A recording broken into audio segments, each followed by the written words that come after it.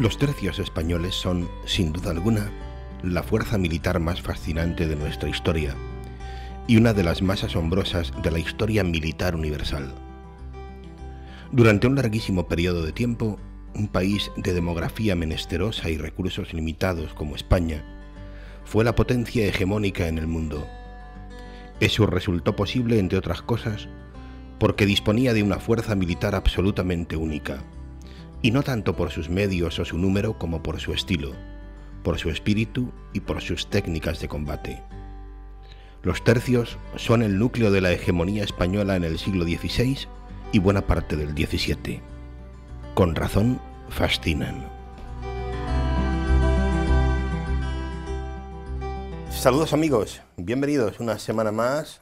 Esto es 49 o más, el programa de Canal Diocesano en el que les invitamos cada semana a acercarse a una historia interesante, a un libro que les proponemos porque nos parece que puede ser, pues ya digo, interesante. Este es el caso. Tercios es el libro que hoy les proponemos, un libro de José Javier Esparza, y nos va a ayudar para hablar un ratito de este libro tan interesante nuestro amigo Antonio Rubiamuga. Bienvenido, Antonio. Muchas gracias una vez más para un libro. Yo creo que hacía tiempo que quería leer algo del autor. Y yo creo que a los que se acerquen al autor a través de este libro, porque tiene varios libros, los vamos a comentar ahora, pues les va a llenar de simpatía, podríamos decir, y de curiosidades que está respecto de ello.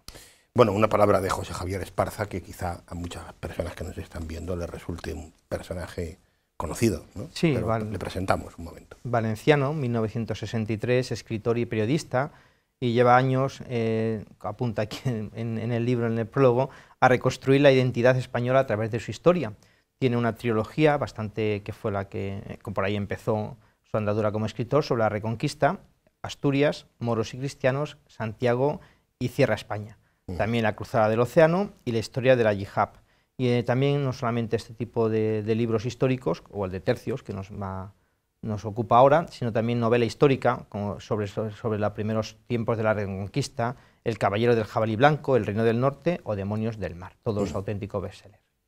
Bueno, quien sea amante de la historia de España y en concreto de la infantería, este es su libro. Sí, este es su libro, efectivamente, para los muy dados y para los que nos iniciamos en estos avatares, pues eso que es un libro bastante comprensible, bastante divulgativo, y yo digo, lleno de anécdotas, lleno de acontecimientos, de batallas que a todos nos suenan y nos sirven por lo menos para profundizar un poquito y hacernos una gran idea, no una ligera idea, sino una gran idea de lo que sucedió en el ejército español durante dos siglos prácticamente que duraron aquellos tiempos. Bueno, él empieza llamándoles los abuelos de la infantería española. Sí, porque él, se retrotrae a la historia entre España de Estrabón, dice, la guerra de Flandes, pasan 1500 años, donde él habla, pues, 5 siglos de romanización, 3 siglos de germanización y 7 siglos de islamización.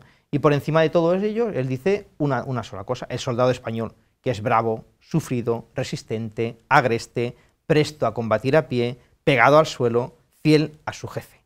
Y decía, empieza en esta época de los abuelos de los tercios, habla una cita de Apiano, donde habla de las tácticas que seguían ya en aquella época, en la época romana, los españoles. Y es muy curioso. Dice, frente a los poderosos ejércitos púnicos de Amílcar Barca, los íberos alinean sus huestes detrás de carros cargados de leña y tirados por toros. Los cartagineses ríen al divisar tal estrafalario ejército, pero su sonrisa se congela al ver cómo los íberos prenden fuego a la leña de los carros.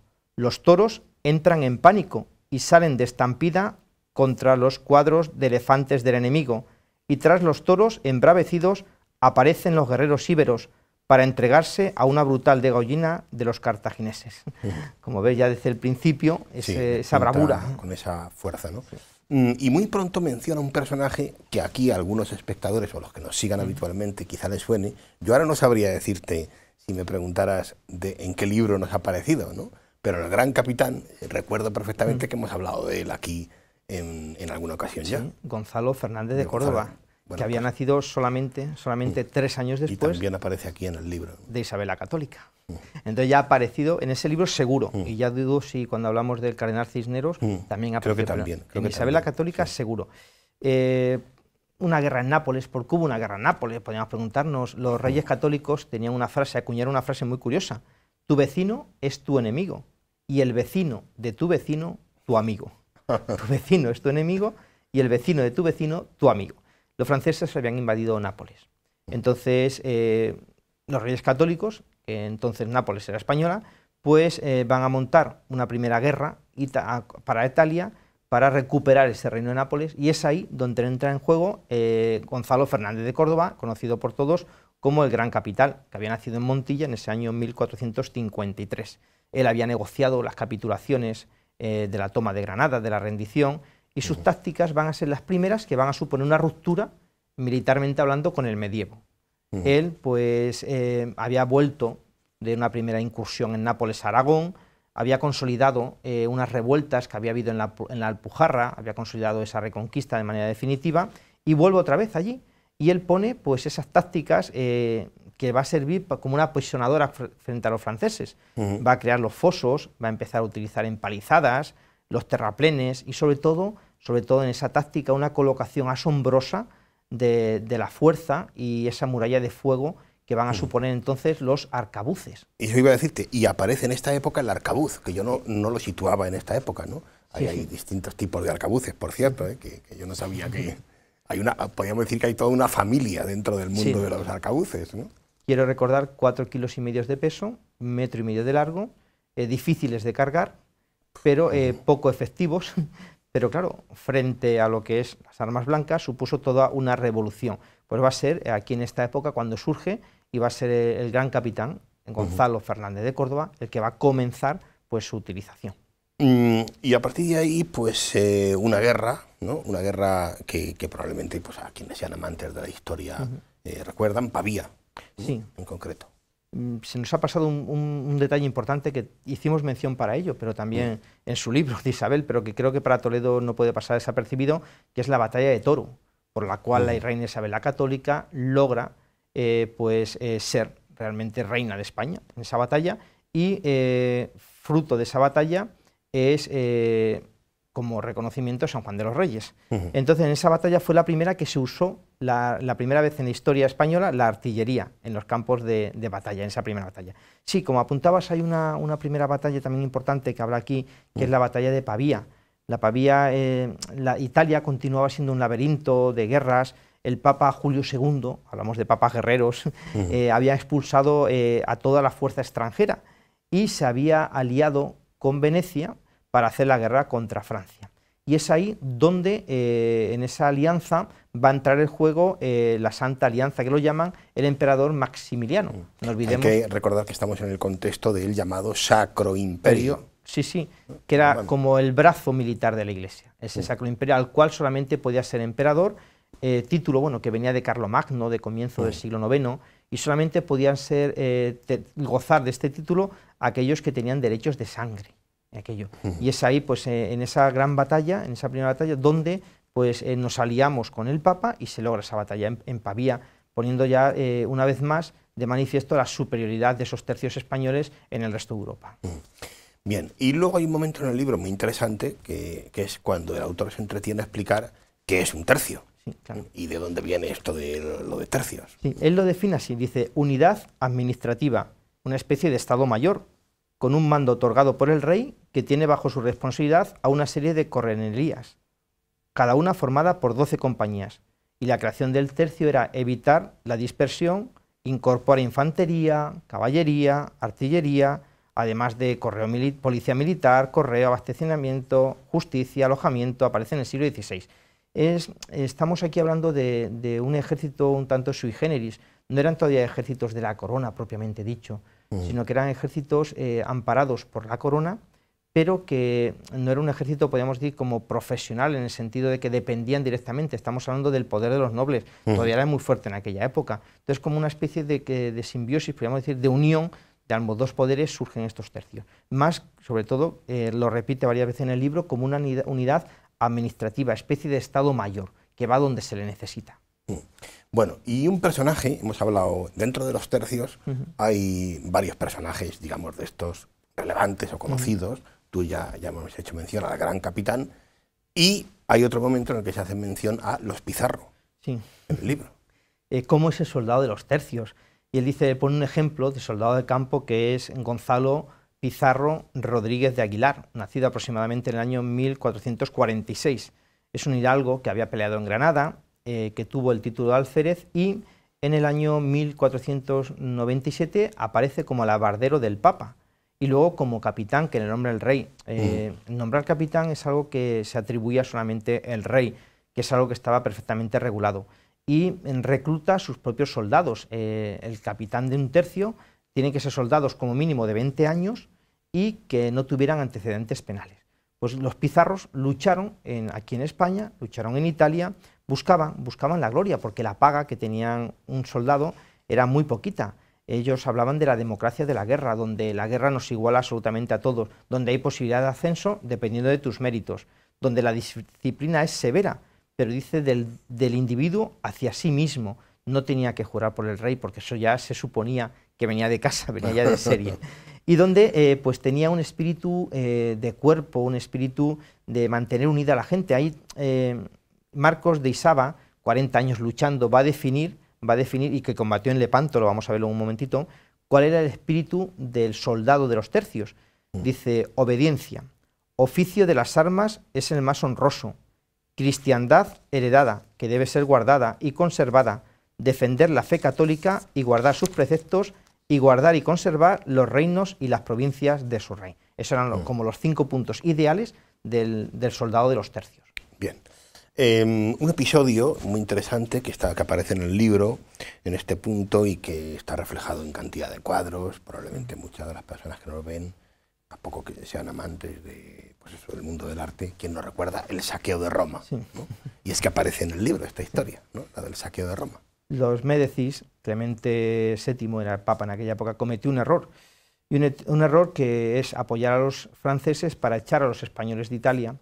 ¿Qué sucede? Pues que España era el imperio español el único que podía frenar a los protestantes y frenar también el imperio otomano. Por eso es importante que el Papa, pues ahí él lo llama ese error del Papa Clemente VII, donde pues la Casa Colonna, afín al emperador Carlos, va a luchar contra el Papa al norte de Italia. Los soldados bajan y hacen un primer saqueo, pero no son soldados españoles, son la Casa de Saboya, un primer saqueo de Roma. Posteriormente la guerra continúa y los soldados españoles tienen que ayudar, los tercios españoles, como el dinero era escaso y rara vez llegaba a su tiempo, uno de los motivos que tenían los soldados para participar en los tercios era el botín. Empiezan a saquear del norte de Italia hacia el sur y el día 6 de mayo de 1527 van a entrar soldados españoles en Roma y van a saquear Roma. El Papa se va a refugiar en el castillo de Sant'Angelo y allí va a haber un personaje muy curioso que es Francisco de Aguirre. A todos nos suena por la búsqueda del dorado en el Amazonas, el loco Aguirre, que era un alférez, pero tomó el mando al morir su capitán en Roma y va a dedicarse a defender del propio asedio, porque en los tercios no solamente había soldados españoles, sino otras nacionalidades, a defender el suelo español. Y eso le va a llevar al final a un reconocimiento, en primer lugar, del Papa Clemente VII, porque le va a permitir casarse con su prima, le va a dar una bula, y del propio el rey, Carlos I. ¿Por qué? Porque era natural de Talavera de la Reina, y le va a conceder las rentas como corregidor de su villa natal, por haber defendido en el saqueo de Roma, de los otros soldados, el suelo español. Bueno, y luego hay una batalla también, que yo no lo sabía, me he enterado con este libro, ¿no? De la que viene pues uno de esos dichos que utilizamos muchas veces nosotros, ¿no? La batalla de San Quintín, sí, ¿no? Que yo no sabía que da nombre a esa famosa expresión que quien no la ha utilizado de se armó la de San Quintín, ¿no? Sí, ¿Qué es lo que se armó en San Quintín? Pues una gran batalla, la ciudad francesa cercano a Flandes, en el año 1557, cuando te diga la fecha exacta vas a asociar unas cuantas cosas, pues allí los antecedentes era la lucha contra la herejía protestante que hemos hablado una vez, el papado, y va a ser la primera batalla donde participe, y la primera y la última, que se ponga su armadura, el rey Felipe II, donde va a acudir con nada más y nada menos que 42.000 hombres que van a arrasar completamente, va a sitiar San Quintín y la va a tomar sin ningún tipo de problema. Podía haber llegado Felipe II a París y haber conquistado toda Europa, pero no lo hace. Allí el error de Montmorillon era un francés, frente a ese gran ejército pues no tiene nada que hacer. Había huido y se había refugiado en esa ciudad, cortando los propios suministros de su propio ejército. Y Salmón de San Quintín pues significa que es que con un gran ejército de 42.000 hombres, repito, pues Felipe II tomó sin ningún problema San Quintín. Y lo hizo esa fecha de 1557, pero una fecha que vas a recordar y vas a saber el porqué, el 10 de agosto, el día de San Lorenzo. Con lo cual, fruto en agradecimiento de esa batalla es el Escorial. El Escorial, con esa famosa forma de parrilla en honor a San Lorenzo, pues viene de esta gran batalla, de esta gran primera victoria de Felipe II y primera y última vez que él asiste como soldado a la guerra. Bueno, avanzamos. Has mencionado antes, no sé si te quedaba algo en ese sentido, del tema de los salarios, ¿no? Nadie se metía, yo creo que ni en esta época ni después, ¿no?, a soldado por una cuestión de salario, porque no era una cosa precisamente brutal. Y menos en aquella época, en la cual, pues el presupuesto de los tercios, que se calcula que eran unos 4 millones de ducados anuales, hubo épocas donde subió hasta 15 millones en Flandes, por algunas batallas, tenían que sacar un presupuesto para la fabricación de armamento, para construir naves, para mantenimiento de fortalezas. Al final, lo que ganaba cada soldado, han hecho un cálculo más o menos al mes en euros, 130 euros al mes, de los cuales tenía que pagar la comida, tenía que pagar la ropa, el armamento. Para que te hagas una idea, un arcabuz valía 60 escudos, tardaba 7 meses y medio en comprar un arcabuz, sin gastar nada más en comer ni nada. Imagínate, se tiraría años en pagar un solo arcabuz. Un capitán ganaba 1.600 euros al cambio, pero ahí tenía que pagar también a los que estaban sus subalternos, que estaban con él también, aparte de la comida, el armamento y todo. Con lo cual hubo un momento que hasta tenían que pagar hasta la pólvora que disparaban, con lo cual se planteaban disparar o no, porque no tenían dinero para comprar. Todo esto fue cambiando y hubo un momento ya en que incluso, como un gran avance, los daban un pan al día para que pudieran por lo menos comer. Es verdaderamente sorprendente, sí. Bueno, Flandes, vamos con Flandes, otro momento yo creo que interesante, un momento también y una época muy, muy delicada ya también ¿no?, en la historia de Europa. Sí, ahí entra en juego otro gran personaje, que es el Gran Duque de Alba. Flandes, pues eran 17 pequeñas los antecedentes, localidades. Ocupa actualmente Holanda, Bélgica, Luxemburgo y una porción al noreste de Francia, que tenía una intensa vida cultural, una intensa vida religiosa y económica. Era una región pues de las más potentes que había en toda Europa.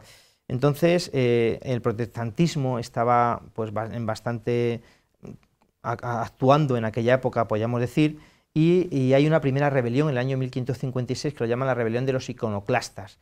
Allí Felipe II va a ser prudente en un primer momento a la hora de pacificar esa región tan rica porque le interesaba, pero el duque de Alba, que fue enviado allí con tercios para soliviantar un poquito las rebeliones, esa rebelión iconoclasta, no se le ocurre otra cosa que degollar a dos de los más importantes nobles que había, los decapitó, a Edmond y a Ornes. Entonces aquello ya empieza una gran guerra donde pues tiene que ir a paliar esa guerra en Bruselas con un ejército de 15.000 soldados a la caza de Luis de Nassau.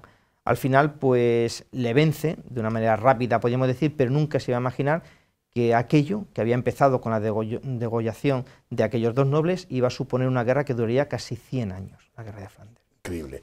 Oye, una palabra sobre un capítulo que me parece muy interesante, que es el dedicado a la mujer en los tercios. Sí, en el alcalde de Zalamea, don Pedro Calderón de la Barca, pues va a aparecer ahí un personaje que la llama la Chispa, una soldadesca. El rey decía que en los tercios tenían que ser fundamentalmente soldados solteros, pero en la práctica es que la mayoría eran casados. Y en aquella época, pues todos iban a la guerra. Varones solteros y casados. Y en aquella época, pues las mujeres también iban a la guerra. No combatían directamente, pero llega aquí a apuntar que tenían pues la misma valentía que los hombres. Y es curioso porque algunas hacían de espías. Y cuenta aquí el castigo, que es muy interesante, que daban a las mujeres cuando las sorprendían de espías, y en concreto a unas que pillaron. Dice, el castigo a las mujeres sorprendidas espiando para el enemigo, Dice, frente a Mons, los españoles descubrieron a varias mujeres de la localidad que se habían infiltrado en el campamento para espiar, y su castigo consistió que les cortasen las faldas por encima de la rodilla, enviándolas a la villa a esta suerte, que es el castigo que la nación española da a las mujeres cuando se emplean en reconocer y espiar a la gente de la guerra. Ahí empezaría Curioso, la minifalda, como un castigo, ¿eh? Probablemente esté aquí el origen de la minifalda. Sí, posiblemente. En fin, bueno. Y luego hay otro tema también que me parece curioso, que es, ya que estamos en este momento, digamos, de las anécdotas, ¿no? El del lenguaje, ¿no? Sí. Porque de los tercios también, además de quedarnos de esta época o de expresiones como la de Xarmó, la de San Quintín, nos han quedado también algunas palabras, ¿no? Incluso.